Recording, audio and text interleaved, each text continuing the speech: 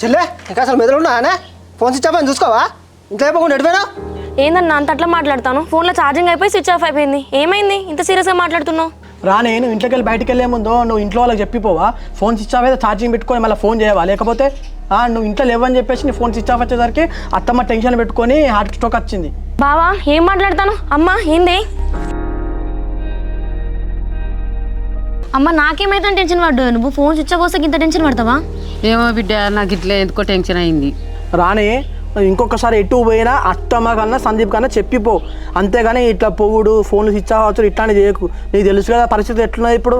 సరే బావా నేను ఇంత దూరం వస్తుంది అనుకోలే. అమ్మ ఇంకోసారి నేను ఎక్కడ పోయినా చెప్పిపోతా, ఎక్కడికి వెళ్ళాను సరేనా? బావా సందీప్ నాకు పొలం కాడ పని ఉన్నదిరా, సాయంత్రం వరకు వస్తా. సరేరా. సరే సురేష్.